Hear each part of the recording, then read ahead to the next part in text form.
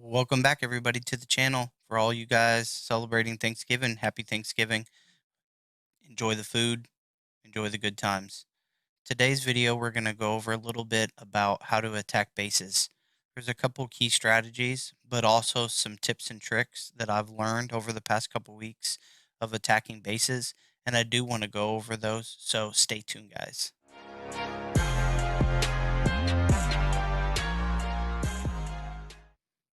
All right, guys, let's get into the video. In the corner, you can see I've set up my base against this guy right here. Um, let's go ahead and garrison our troops. And this particular style is considered to be base to base, whereas I park my base right next to another person's base. This is dangerous, especially in a hive where a lot of people can zero your base or can, you know, attack it, swarm it, or whatever, and then it'll teleport you out, and then your base doesn't have any health. However, it does have its advantages if you're in a group or if you're one on one. And let me explain. So, if I was to take all of my troops out and attack this base, some of my troops are most likely going to die because it takes so long to beat a certain level.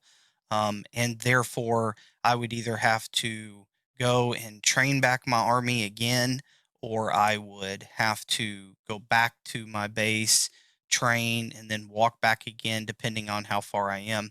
So the base to base trick is really interesting. And what it is that we are trying to rejuvenate within the base. So when you're in your base, it's going to rejuvenate.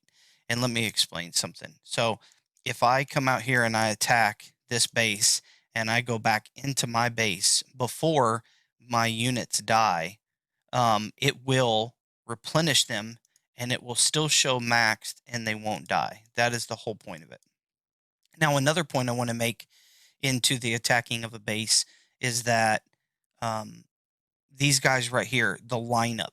So we know that, like, if I attack from here, a lot of people set up on the north side because the troops tend to fall after the base is destroyed on the north side, and so they can get the troops.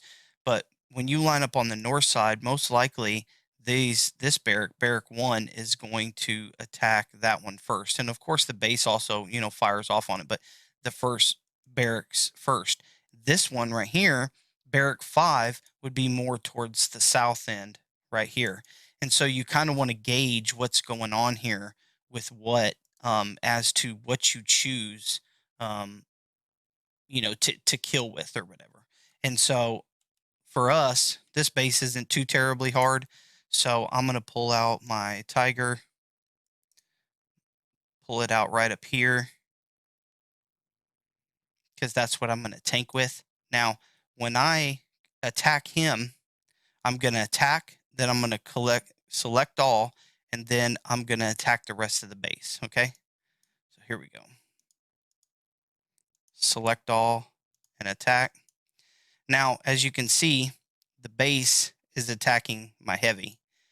Now, when I look at this bar, I'm waiting for it to get somewhat down into the yellow just a little bit. And then I'm going to click on my base with select all, and I'm going to click garrison. So you see how it went orange right there. Now watch. Watch as this starts to rejuvenate. So once I get this down, see how it still shows max? So it doesn't show that I can train any on this one because I still have 3 of my heavy tanks. So what's going to happen is it's going to start healing. See the repair? It's going to heal and heal and heal. And so I have taken down this base some, and he goes back. See his troops go back. I've taken down this base some, and I just nick away at it over and over and over again. So we're going to let this guy heal for a second, and then we're going to go out and we're going to do it again. But one thing is that I did not do is let's put a little bit extra uh, firepower into it. So let's go ahead and get rid of this guy. And we are going to put in the howitzer for sieging. We're going to recruit him. Let's use this guy. So he's kind of beefed up.